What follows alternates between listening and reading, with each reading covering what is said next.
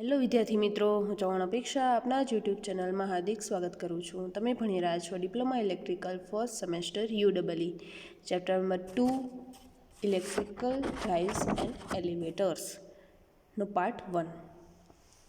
તો આપણે બેઝિક ચર્ચા કરીએ. આ ચેપ્ટરની અંદર આપણે ડ્રાઇવ્સ અને એલિવેટર્સ વિશે ભણવાનું છે. તો ડ્રાઇવ એટલે શું એ સમજ્યા પહેલાં આપણે ઉપર છેલ્લું જોઈ લઈએ કે આ જમાનામાં ઉદ્યોગોની અંદર અલગ અલગ મશીનોનો ઉપયોગ થાય છે. હવે આ બધા મશીનોને ચલાવવા માટે ઇલેક્ટ્રિકલ મોટરની જરૂર પડે છે, બરાબર, જે માર્કેટમાં અલગ અલગ પ્રકારની મળે છે. એ બધા જ મોટરો એની પોતાની કેરેક્ટરિસ્ટિક્સ હોય છે, બધા જ અલગ અલગ લક્ષણ ધરાવતા હોય છે, બરાબર, બધી જ એક જેવી ના હોય. તો આ ચોક્કસ પ્રકારની લાક્ષણિકતા ધરાવતા મશીનોને ચલાવવા માટે ચોક્કસ પ્રકારની લાક્ષણિકતા ધરાવતી મોટરનો ઉપયોગ કરવામાં આવે છે, બરાબર. જેવું મશીન એવી મોટર, જેવા મશીનની રિક્વાયરમેન્ટ હોય એવી મોટરનો યુઝ થાય, બરાબર. એટલે આ ચેપ્ટરની અંદર આપણે ઇલેક્ટ્રિકલ ડ્રાઇવ માટે મોટરની પસંદગી અને તેના ધ્યાનમાં રાખવામાં મુદ્દાઓ, લોડની કેરેક્ટરિસ્ટિક્સ અને એલિવેટર્સ એટલે શું? તો લિફ્ટ, બરાબર, લિફ્ટ વિશે પણ ભણવાનું રહેશે. તો સૌથી પહેલાં આપણે જોઈએ ડ્રાઇવ, બરાબર. તો મુખ્યત્વે ડ્રાઇવ જે છે એ 3 કોમ્પોનેન્ટનું બનેલું છે. કયા 3 કોમ્પોનેન્ટ? તો પહેલો પ્રાઇમ મૂવર, બીજું power transmission system, last machine, બરાબર. પ્રાઇમ મૂવર એટલે શું? તો prime mover, power transmission system અને મશીન, આ 3નું કોમ્બિનેશનને આપણે ડ્રાઇવ કહેવામાં આવે છે. પણ મેઇન તમારું જે છે પહેલું પ્લસ બીજું, એટલે કે પહેલો પ્લસ બીજો પાર્ટ, પ્રાઇમ મૂવર ને પાવર ટ્રાન્સમિશન લાઇન, એને સામાન્ય રીતે ડ્રાઇવ કહેવામાં આવે છે. આ બેનું કોમ્બિનેશન હોય તો એને શું કહેવાશે? ડ્રાઇવ. તો સૌથી પહેલાં તો પ્રાઇમ મૂવર શું છે? તો પ્રાઇમ મૂવર એ શું કે પાવરને જનરેટ કરે, પાવર ઉત્પન્ન કરે. જેમ કે ઇલેક્ટ્રિકલ મોટર અથવા તો steam turbine, water turbine, IC engine, આ બધા શું કહેવાશે? પ્રાઇમ મૂવર કહેવાશે, જેના દ્વારા પાવર જનરેટ થાય છે, બરાબર. હવે પ્રાઇમ મૂવર દ્વારા જનરેટ થયેલો પાવર ટ્રાન્સમિશન સિસ્ટમ, આના દ્વારા મશીન સુધી પહોંચાડવામાં આવે છે, બરાબર. હવે મશીનને આ પાવરનો ઉપયોગ કરીને ચોક્કસ કોઈ કાર્ય કરે છે, જે આપણે વર્ક કરવાનું છે એ, બરાબર. ફરીથી એક વખત રિપીટ કરી દઉં છું. પ્રાઇમ મૂવર દ્વારા આપણે જોઈતો પાવર જનરેટ કરવામાં આવે છે. પાવર ટ્રાન્સમિશન લાઇન સિસ્ટમ દ્વારા એ પાવરને મશીન સુધી પહોંચાડી અને યોગ્ય કાર્ય કરવામાં આવે છે. તો આ આખી સિસ્ટમ જે છે એમાંથી prime mover plus power transmission system, એને શું કહેવામાં આવશે? ડ્રાઇવ કહેવામાં આવે છે, બરાબર. ચલો, હવે એના અંદર મિકેનિકલ ડ્રાઇવ અને ઇલેક્ટ્રિકલ ડ્રાઇવ, એ બે અલગ અલગ હોય છે. એ કોના આધારે કહી શકાય? તો જ્યારે પ્રાઇમ મૂવર તરીકે સ્ટીમ ટર્બાઇન અથવા તો વોટર ટર્બાઇન કે આઈસી એન્જિન હોય, એટલે કે પાવરને જનરેટ કરવામાં પ્રાઇમ મૂવર તરીકે સ્ટીમ ટર્બાઇન, વોટર ટર્બાઇન કે આઈસી એન્જિન હોય અને એ પાવર જનરેટ થઈ ગયા પછી પાવર ટ્રાન્સમિશન સિસ્ટમ દ્વારા પાવર ટ્રાન્સમિટ કરવામાં આવે છે, તેને શું કહેવાશે? મિકેનિકલ ડ્રાઇવ કહેવામાં આવે છે. પ્રાઇમ મૂવર તરીકે steam turbine, water turbine, IC એન્જિનનો ઉપયોગ કરી પાવર ટ્રાન્સમિશન સિસ્ટમ દ્વારા પાવર ટ્રાન્સમિટ કરવામાં આવે છે અને મિકેનિકલ ડ્રાઇવ કહેવામાં આવે છે. જોતા હશો તો જીટીયુની એક્ઝામમાં પૂછાઈ ગયેલો છે, બરાબર. Same to same electrical drive એટલે શું? તો અહીંયા આપણે પ્રાઇમ મૂવર તરીકે ઇલેક્ટ્રિકલ મોટરનો યુઝ કરશું. ઇલેક્ટ્રિકલ મોટરનો ઉપયોગ કરી અને યોગ્ય પ્રકારના ટ્રાન્સમિશન સિસ્ટમ દ્વારા પાવર ટ્રાન્સમિટ કરવામાં આવે છે. આને શું કહેવામાં આવે છે? ઇલેક્ટ્રિકલ ડ્રાઇવ, બરાબર.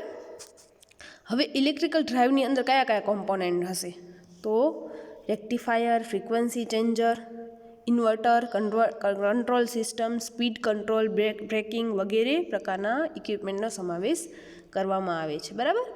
હવે આ જે આકૃતિ છે ઇલેક્ટ્રિકલ ડ્રાઇવનો બ્લોક આકૃતિ, મોસ્ટ આઈએમપી ઘણી જ વખત પૂછાયેલું છે ને બ્લોક ડાયાગ્રામ યાદ રાખી લેવા જોઈશે, બરાબર. તો એના અંદર આપણે અહીંયા 6 ટાઈપના બ્લોક છે.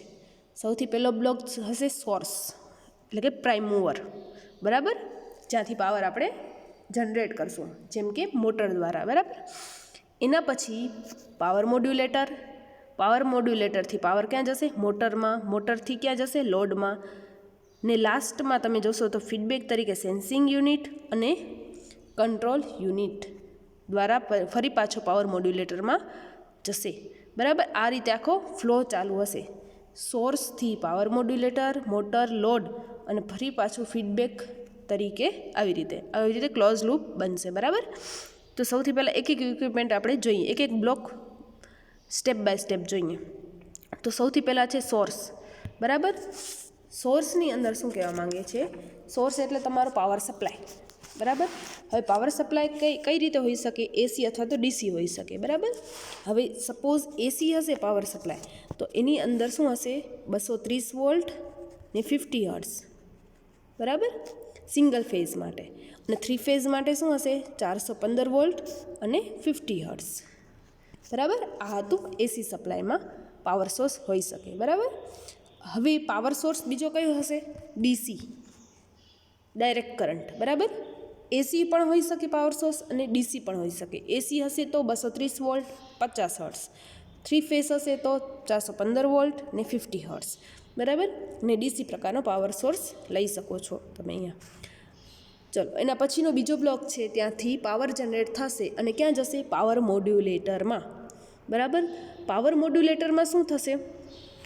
સોર્સમાંથી મોટરમાં જતા પાવરને મોડ્યુલેટ કરે છે, જેથી મોટર લોડને જોઈતી સ્પીડ, ટોર્ક કેરેક્ટરિસ્ટિક્સ આપી શકે, બરાબર.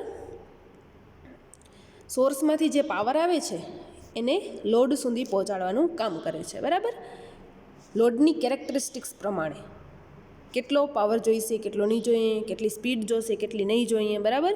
બધું જ પાવર મોડ્યુલેટરની અંદર કંટ્રોલ થાય. જેમ કે જો મોટર તમારી ડીસી પ્રકારની હોય, જો તમારી મોટર જે હશે એ ડીસી પ્રકારની હશે અને તમારો સોર્સ જે હશે એ એસી પ્રકારનો હશે, બરાબર. તો હવે તમને મોટરને ડીસી દેવો પડશે. શું કામ? તો ડીસી પ્રકારની મોટર છે એટલા માટે. તો એસીમાંથી ડીસીમાં કન્વર્ટ કરવા માટે પાવર મોડ્યુલેટરની અંદર રેક્ટિફાયર રાખવામાં આવે છે, બરાબર. જે શું કરશે? એસી ટુ ડીસી કન્વર્ટ કરી અને પછી મોટરને જોઈતી સ્પીડ, લોડને જોઈતી સ્પીડ મોટર કંટ્રોલ કરીને આપશે, બરાબર. એ રીતે હવે જો તમારી સોર્સ જે હશે ડીસી પ્રકારનો હશે, એવી જ રીતે સોર્સ તમારો ડીસી પ્રકારનો હશે અને તમારી મોટર હશે એસી, તો એસીમાંથી ડીસીમાં કન્વર્ટ કરવા માટે, ડીસીમાંથી એસીમાં કન્વર્ટ કરવા માટે ઇન્વર્ટર રાખવામાં આવે છે. ક્યાં? પાવર મોડ્યુલેટરની અંદર, બરાબર. જે ડીસીમાંથી એસીમાં કન્વર્ટ કરી અને મોટરને સપ્લાય આપશે. તો આ બધું કામ ક્યાં થાય છે? પાવર મોડ્યુલેટરની અંદર, બરાબર. જેમ કે મોટરના ઓપરેશન વખતે મોડ પસંદ કરો. મોડ કયો કયો? તો મોટરિંગ અને બ્રેકિંગ, ક્યારે મોટર ચાલુ રાખવી, ક્યારે બંધ કરવી, એ બધો જ કંટ્રોલ ક્યાં થશે? પાવર મોડ્યુલેટરની અંદર થાય છે, બરાબર. ચલો, હવે એના પછીનો છે મોટર, ત્રીજો બ્લોક મોટર, બરાબર. તો મોટર શું હશે? તો લોડની કેરેક્ટરિસ્ટિક્સ પ્રમાણે સ્પીડ કંટ્રોલની જરૂર પડે. સ્પીડ કંટ્રોલ જરૂરી હોય, જેમ કે ફિક્સ સ્પીડ રાખવી કે 2-3 સ્પીડ રાખવી, કન્ટિન્યુઅસ ચેન્જ કરવી, બરાબર. ક્યારે એને સ્ટાર્ટિંગ ટોર્ક આપવો, ક્યારે ન આપવો, એ બધું જ કામ મોટરનું છે, બરાબર. હવે મોટરની અંદર ઘણી ટાઈપની મોટર હોઈ શકે, જેમ કે DC, series, shunt, compound, single phase, 3 phase, induction, પછી સ્રાગે motor, synchronous motor, single phase AC motor, બરાબર. અલગ અલગ ટાઈપની મોટર માર્કેટમાં અવેલેબલ છે. લોડની કેરેક્ટરિસ્ટિક્સ, ટૂંકમાં લોડની કેરેક્ટરિસ્ટિક્સ પ્રમાણે મોટર ચૂઝ કરવી પડે, બરાબર. એના પછી છે ચોથો બ્લોક લોડ, બરાબર. તો લોડ શું કહે છે? તો લોડ તરીકે machine, pump, compressor, train, machine tool, elevator વગેરે હોઈ શકે. દરેક પ્રકારના લોડને પોતાની આગવી કેરેક્ટરિસ્ટિક્સ હોય છે. કેરેક્ટરિસ્ટિક્સ એટલે શું? લાક્ષણિકતા, બરાબર. જો અહીંયા એલિવેટર હોય તો એ કંઈક અલગ પ્રકારની મોટર ચૂઝ કરે, બરાબર. પંપ હોય તો એને એ પ્રકારની મોટી મોટર ચૂઝ કરે, બરાબર. એટલે લોડની કેરેક્ટરિસ્ટિક્સ પ્રમાણે મોટરને ચોઈસ કરવામાં આવે છે, બરાબર. મોટરની કેરેક્ટરિસ્ટિક્સ એવી હોવી જોઈએ કે જેથી એ લોડની કેરેક્ટરિસ્ટિક્સની માંગ પૂરી કરી શકે, બરાબર. લોડ જે માંગ આપતો હોય કે મને આ ટાઈપનું આઉટપુટ જોઈએ છે તો એ મોટર પૂરું કરી શકે એવી મોટર હોવી જોઈએ, બરાબર. ચલો એના પછી છે સેન્સિંગ યુનિટ. સેન્સિંગ યુનિટ શું કહેવા માંગે છે? તો લોડના ઓટોમેટિક કંટ્રોલ માટે, હવે લોડ જે છે એનો ઓટોમેટિક કંટ્રોલ કરવું હોય, ક્વોન્ટિટી સેન્સ કરવી પડે. દાખલા તરીકે જો મોટરની સ્પીડ અચળ રાખવી હોય તો એક સિગ્નલ સ્પીડના પ્રમાણમાં મેળવવું પડે છે. આ સેન્સિંગ યુનિટ દ્વારા જનરેટ કરવામાં આવે છે. આ સિગ્નલ કંટ્રોલ યુનિટને આપવામાં આવે છે, બરાબર. સમજ્યા કઈ રીતે કહેવા માંગે છે? તો જો સપોઝ